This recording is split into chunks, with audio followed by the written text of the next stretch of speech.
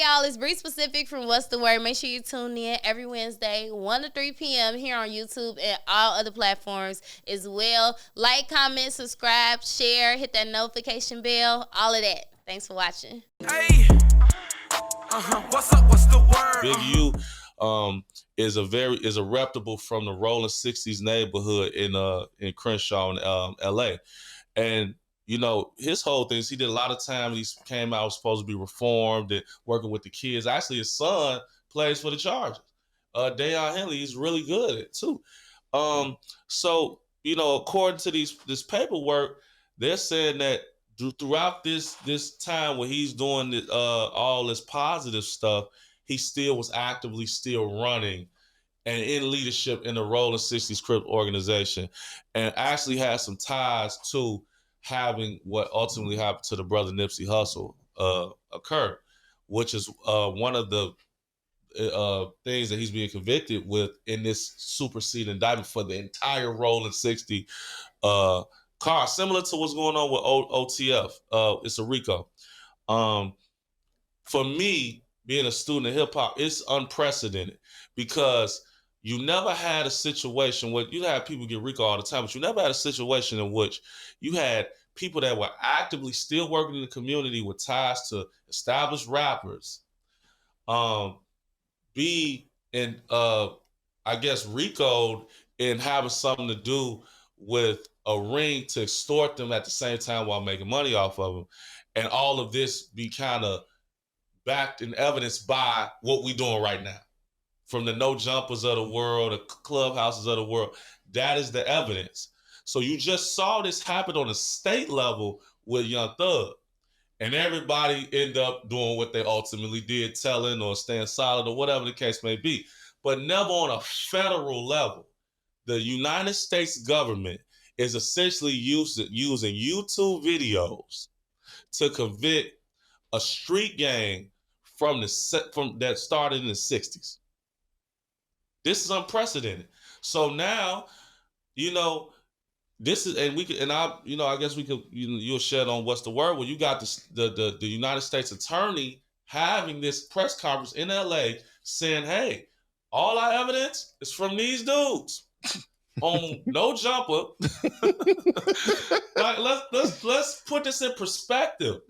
So now the culture of journalism and hip hop journalism and also street culture and all this is under attack. I would say it's unfortunate because now a lot of the story, now let's say hypothetically speaking, let's look at the situation between Tay Savage and the Sister Blazing Dog. They are from two separate entities. What if the government uses that to validate that these are two organizations? They could. The peace turns into the jail. You know, it could potentially happen. This is precedent, you know, so, you know, obviously it's new off the rest. This is my quick analysis. I may be wrong about some things. I may be right about some things, but what I will say is this. This is one of the biggest or most popular street organizations in America. It's in Atlanta. It's in everywhere. Lil Baby closely affiliated, allegedly. Don't put that on Lil Baby now. No, that's what they said. This all public record. They got. That's another thing. It's a brother named Bear Claw that's tied to the whole. They got him in there too as the chief of the Atlanta section of this. Now this is all alleged. This is what these people are saying. But what I'm saying is if they convict these people based off of what these people saying they are in podcasts, then man. We, you know, at this point, I think can you blame a Vlad? Can you blame a No Jumper? Can you blame these people? Because you telling your cultural, you're operating no discretion, and you're telling all your business about your organization to these people, and now everybody about to get 100 years because of what you said. They about to play the tape, right? The YouTube tape, right? Video, right? It's insane, man. It's really water. So that's kind of the briefing and my synopsis on it, you know. You seem very amused by this conversation. No, that's funny because I've been telling people that I know personally this for like years, like, bro, it's just like, because I hate to see when it's posting on people, black people, Like people, you posting online, you talking like gangster shit, you showing guns off to people, all that internet talk, all like in like videos, all that. I told my homie, like, bro, stop posting your guns on the internet, bro. Like, stop posting on your story like your guns and shit. He's like, man, police can't see that. I'm like, bro, if they really want to see that, bro, they can see that. Find it. They can find and that it shit. never goes away. Even if you try to archive it, Never goes away. It doesn't go away. They got people that hack stuff for real. You feel me? And he'll be like, my page private, so like they can't see that. Like, no. They can see whatever they want to. They just choose. If they choose to like mess with you one day or put a case against you, they can find that. Even with people that like I remember on Facebook a couple years ago, like people was like, I don't give Facebook permission to look at my videos or like use my information. I'm like, bro, they already got it. Like, you making the post saying that don't mean nothing. They already got your stuff. Like everything that you put on the internet can be used against you. Now, I want to piggyback with what you just said. Now, think about the culture of about quote unquote snitching. We just think that with Big U and Big Meech and all this and this whole thing where we Gunna and all this where we criticize or we eradicate people from the culture we feel did not remain honorable in situations where they decided to operate in that capacity. Now you got all of these artists wrapped up in this situation by name in one of the biggest papers and publications on planet Earth, LA Times. And the U.S. federal government is proceeding this, is pushing this, right? They saying these people was in murder, extortion, prostitution, everything you can name under the sun that the devil involved, and they say they did that, right? Now watch this. All these people up here, everybody don't got the same financial status. So you about to see what just happened and with the brother Young Thug down there, all his friends whatever. You're about to see that same thing happen with them guys. Only thing is, hey, all them guys is tied up in other situations. Ain't the brother Brick Baby tied in with the situation with the brother Lil Durk? I don't know nothing about that. No, I'm just saying he's tied in. That's the thing in that case, talking about something that happened with Lil Pop and all these people. And this is not God, this is public record. So now what if I got some information on him. See, it's all messy and it all brings our community down. We got to be able to stop evangelizing street culture. I know it's hard. But what's going to happen is the same thing. The people going to come, people going to tell, and you're going to start honoring the people that you felt took all this time and other people that did. You a coward. And then now we're going to alienate people. And then now it makes it what people don't want to do music or people don't want to be involved in this stuff. But that's what I'm saying, though. It goes back to Chris's point earlier. Like, why, and your point as well, like, why are we championing music where we're talking about killing and we're talking about putting up guns? I don't think it should alienate nobody. It should be a wake-up call for this next generation that's most of them not really even like that anyway to not do this. People want what they can't have. It's like a fantasy land to them. 100%. You just hit it right on the head. I don't want to say the whatever, but the powers that be reward the most ignorant people they can find. But they don't have control over with the internet. They don't have control over. And you right. I ain't even gonna BREE y'all right, because people they love. Before we get into white people loving violence and N-word shit, our community, our community love that. Start here first. When your little cousin's 2-3 years old, when he cussing and bad, y'all be his little bad. We encourage it. Mm-hmm. I mean, even back in the day, like the movies I was watching Scarface. Scarface was one of my favorite movies. Goodfellas. Godfather Man, even worse than that, state property. I mean, listen, we support that. Listen, we still running this like the plantation. When grandma say, "Oh man, look at that little heifer twerk her butt," I'm hearing this. Grandma said, "No, I ain't know." No, but young grandma, not the not the grandma. My grandma would have that. But let's talk the facts though. Like when we gotta think, we just gotta talk cultural, and it go back to like slavery. No, not even slavery. I won't go never like even with like the juke party culture, hypersexualization culture. Yes, we going. No, you're right. You're right on that one. You're right. No, with G, I mean, he right though, but at the same time, there was You was in there like 10, 11, 12, But 9 you years knew old. it wasn't. It depended on where Think you about was that. from. You knew it wasn't right. Think At about your it. Man, age. parents That's was like, I ain't crazy. finna let you dance on the board. Like, this was a thing. Yeah, I remember one time me and my friends, we was in Y'all- my basement fake juking on the wall. Came You down see? like, what is y'all doing? Man. Like blue jean marks on the wall. We was It's Juking the wall. that's some No, that's she some get it. shit. This the cult. This no, is the for culture. real, but you have to. It's that, but I feel like it's with the parents. Like your parents literally have to. You have to set those boundaries. If you don't set those boundaries at a young age, they think it's acceptable. See, I can't get a juke though. I couldn't. You get could a juke, but it's like even when I was think about younger and how I old first you started was. juking, like I How old you in the juke parties? I'm like 12, 13. Exactly. Yeah. Think about that. Think about a kid. That's a kid. But you knew you wasn't finna just be juking 24/7. Some people feel like juking is life. That's That's life. why they start stripping. Yeah, but Juking is I like- want to. They don't know nothing else. Yeah, but we gotta. Juking translates to stripping. Yes, they pull their t-shirts Yeah, up, yeah, tick, yeah. tick, tick, tick. Next thing you know, they Adriana. Nah, for real. But Say let. that ain't right. But this will bring it all together. I'm talking about from the girls, the girls having ops, from the hypersexualization, all that, from the drill stuff. Think about this, like even think about their neighborhood and LA culture, and Cody know this, and even you know this. Y'all from where y'all from? You can't help it. Mom or dad live. You just like for me. I'm from Drill City. They call it Bloodhound now. I'm not no active gang member, but that's my neighborhood. Mm-hmm. You get what I'm saying? It's kids from over in that area, the Roller 60. They just from over there. Mm-hmm. And then one day they might just be an athlete and they not on that, but these they friends, and something happened, They get caught and up. now you in. And like, so it's are you persuaded? I preach that. This brother from the low end. You from the west side, y'all made a conscious decision to say, no, I'm gonna make something better in my life. I'm going to school, get my degree, and make it happen. So a lot of the people that's in them organizations and stuff, I feel bad for them because they probably was just good people.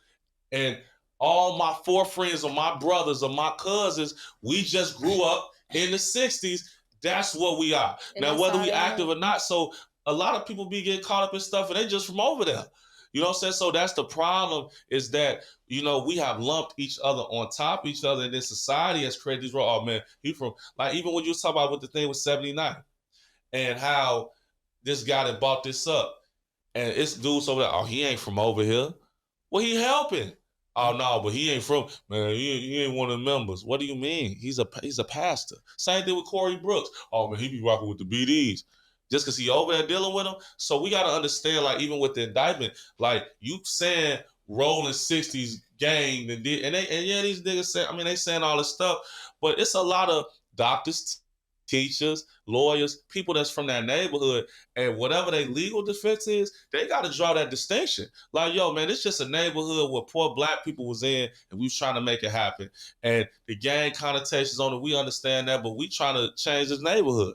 And I think that, it's just sad because now it's open season, because if this precedent is set, oh, we finna go to the guys over there, the guys over here. It's a neighborhood in every city in America that some black people is at saying they something. So, That's what I was gonna ask. So what's if they, because they're not indicted yet, right? they're indicted. Oh, never mind. No, No they- question. So when the feds come for They you, coming for everybody. So Smurf Fried case is federal bologna. case, right? Yep. Yeah. For OTF, because they saying that only the family is a street organization and section of cats that's made up these other organizations that is running a continual criminal enterprise where this dude is the head. Mm-hmm. And now this is what we got to talk about too, because the street guy in the last 20 years has been replaced with the rapper. The rapper is the new, you had the Larry Hoovers, the whatever, these guys that was the top, that had the name that we all whatever idolize. Now them guys is the rappers. So if they was to say this guy's the chief of this, yeah, in the traditional, yeah, he not. But to be honest, if he has the influence and the powers that be want to find the influence, they looking at, this is the guy that everybody listening to, because this the guy. And think about this: you got dudes that's saying, "Oh, well, this dude did this for me because they saying that he said he would give me some rap deal as an incentive." So you mean throw your life away so I could possibly get you some money that you may owe? That's just insane. That's a whole nother rabbit hole. But I'm just saying it just ties into That's a that. whole other rabbit hole. But it ties into what this is because this rap music thing is keeping it going. You think back in the day, it was like, man, what for do this music? Get out the streets as the conversion. No, it was dope dealers. They was selling drugs. It was drugs. No. Back in the day, they used to be like, man, well, I'm on my music time, bro. I'm not dealing with, like, you had cats that was the mission. They was like, man, I'm getting the R&B group, bro. I'm not finna be doing all that, bro. Like, we got now. I'm talking about a little earlier than that. Yeah, but now, I'm just saying, now you in the labels. I mean, not the labels. Now you got these dudes. It's almost a prerequisite to have the street element behind you to validate that, to be successful in the legitimate world. Wait, real quick. Do you think that's Jay-Z's fault, though? Because is that low-key like a Jay-Z's fault? Because Jay-Z started off in the streets. And then now Jay-Z's one of the biggest, richest artists and rappers. No, I'm going to tell you who I think. Go ahead. So you saying, and I want you to go out there, so you're saying that you feel like Hov made this whole perception of me being a street being a drug dealer, and then you have to do this to corporate thug it all the way up to the top. Mm-hmm. No, so I ain't saying all rappers feel like that's the way to go. I ain't saying that they feel like that's the way to go, but a lot of people look up to Jay-Z and his struggle and his come up, right? Everybody looked at Jay-Z, oh, well, he started off in the streets, he became a rapper, and now he's rich. Right? A lot of people like to follow that blueprint. No, wrong guy, bro. The that really did this was Suge Knight. That's a personal friend of mine. He started putting street gang banging killers as security at the label. This is out his mouth. He put his friends. Now, how he tied it to me is, hey, man, I grew up with these guys. So whatever they did in life, I gave them a job. But these are still murderers, killers, people that have these histories. This is documented. So they at the label. He was from Compton, Ma Piru. So that's who he had at his label. So that became the blueprint. People start having cats from their neighborhoods with them. Hey, I'm going to put the guys on, give them some money. Which on the surface look kind of like I'm legitimizing these dudes until something happened. And now, for real, let's go. And now we pushing because we from over here anyway. We just in the game. And if you name me a rapper, a group of rappers, I could tell you the crew behind them that made it real on the street. Young Jeezy had BMF. Yeah, he was rapping that, but now you seeing these dudes out here for real. So it validates that. Every crew, Bump J, Goon Squad, that's my brother. I just talked to him. These are some real dudes from the street that is tied to a rap thing. So that's just the culture of our community. Allegedly. No, they ain't allegedly. That like this is allegedly. Man, they'll tell you they was in the street. Anybody say, no, we're not saying they did. No, we know these guys are from the neighborhood. Same thing with Ja Rule. They had the Supreme Team with them. So, you know, that's just the culture that Jay-Z, you can't really say that because Jay-Z always was by himself and had the Philly do. So if you want to say Philly to JBM, Junior Black Mafia, because they all say that. The whole state property thing was about that. Every power got to have a force behind it. This is the problem. It's supposed to be where you elevating them brothers out of the situation. But say, hey, this is a better way. You know what I'm saying? 50 Cent is a great person that did that. He got them guys out the streets. Well, Tony Ayo in the street no more, Uncle Murder in the street no more. Them dudes is with companies, and that's the template, or acting, or whatever the case may be. When you got these dudes ready to crash out, and you want to keep them in a crash out role, that's the problem. That's the problem. When you got for checking in, like the whole concept of checking in, when you got to pay to be here and stuff. That's another thing that's in the indictment. That the whole check-in system is literally being indicted today, saying, "Oh man, Draymond Green, Shaq, all these people, when they go to Los Angeles, they had to pay these dues, or it was gonna be a problem." You know what I'm saying? Now, I understand hospitality. You go and meet somebody, hey, this is my man, hey, how you doing, man? Show some love. Don't come empty handed. That's just human. But when you predatory with these guys, that's a problem. And that's what the indictment is saying that they're doing. And that they're using the money and the charities and all that. I'm saying that to say Jay-Z, if anything, kind of showed you how to move alone. He kept getting by himself. He kept digressing out of the guys. If anything, you know, like, Chief Keef come with, man, listen, I tell you this and I'll wrap up, man. We gotta Chief, wrap up. I know I love you, but Chief Keef had 80 dudes. 80 dudes on that stage. Look at that concert footage with Chief Keef, King Louis, and all them dudes. They had 100 guys. It's no way in life that you could get all them dudes on the same page without some sort of system to hold them to account. It was impossible. It was bound to happen. So even with this situation with the Rolling 60s, it's unfortunate because people want to see that thing fall because they love Nipsey Hussle. And they feel like that thing violated Nipsey Hussle, and the government is saying, Hey, what's up? What's the word?